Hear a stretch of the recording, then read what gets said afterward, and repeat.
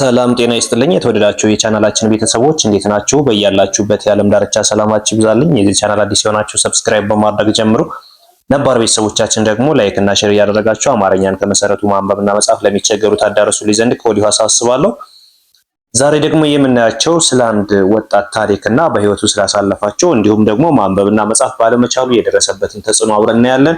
ረጋ ብላችሁ እስከ መጨረሻው ለመከታተል ሞክሩ። ከዚህ በተጨማሪ ደግሞ ረጃጅም ጽሁፎችን እንዴት ማንበብ እንደምንችል በየአንቀጹ በየምዕራፉ እየከፋፈልን እንዴት እንደምናያቸው የአረፍተ ነገሩ መጨረሻ ላይስ ምን አይነት ስርዓተ ነጥብ እናስቀምጣለን የሚሉትንም አብረን እናያለን። ረጋ ብላችሁ እስከ መጨረሻው ለመከታተል ሞክሩ። አብራችሁ ይቆዩ።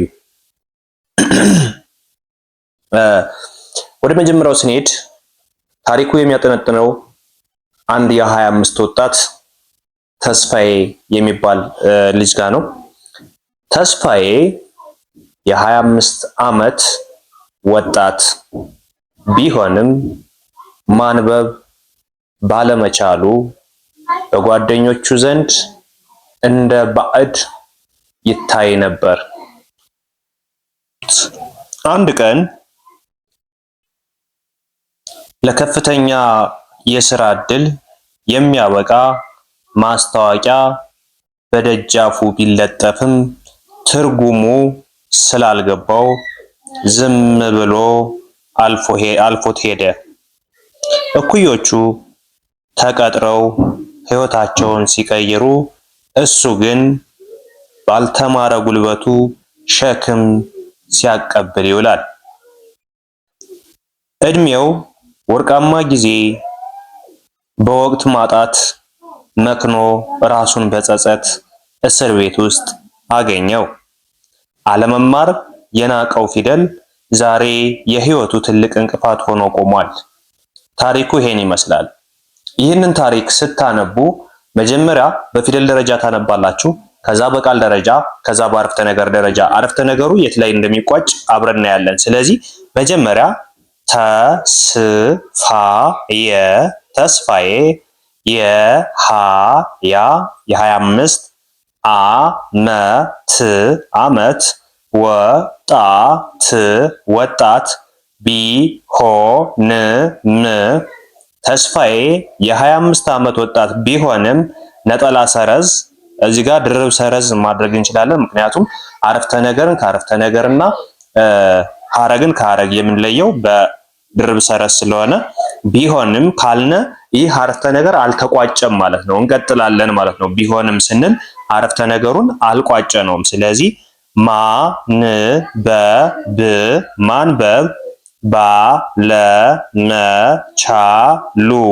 ባለመቻሉ በጓደኞቹ ዘንድ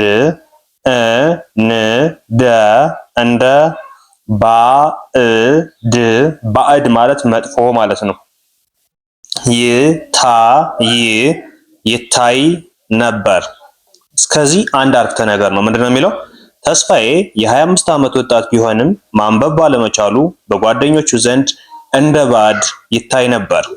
ይህ አንድ አረፍተ ነገር ነው። አንድ ቀን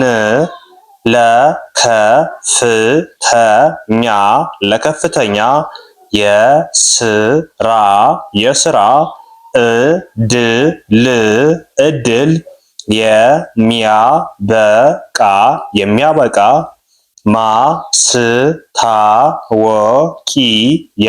ማስታወቂያ በደጃፉ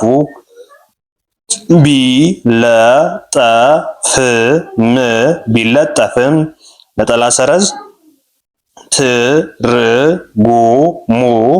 ትርጉሙ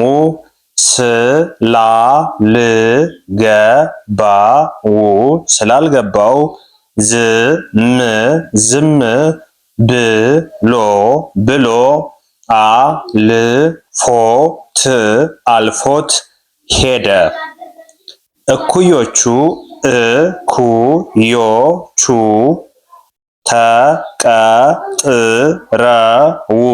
ተቀጥረው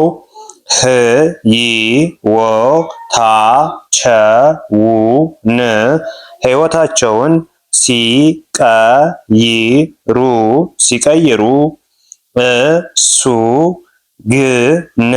እሱ ግን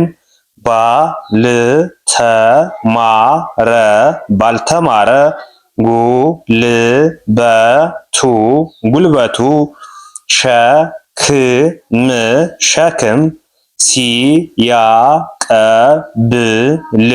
ሲያቀብል ይውላል። ሁለተኛው አንቀጽ ነው።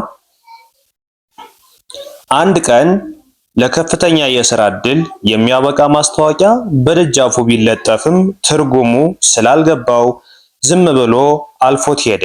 እኩዮቹ ተቀጥረው ሕይወታቸውን ሲቀይሩ፣ እሱ ግን ባልተማረ ጉልበቱ ሸክም ሲያቀብል ይውላል። የዕድሜው ወርቃማ ጊዜ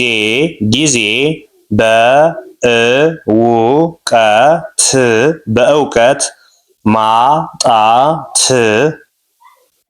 መክኖ ራሱን በጸጸት እስር ቤት ውስጥ አገኘው። ለመማር የናቀው ፊደል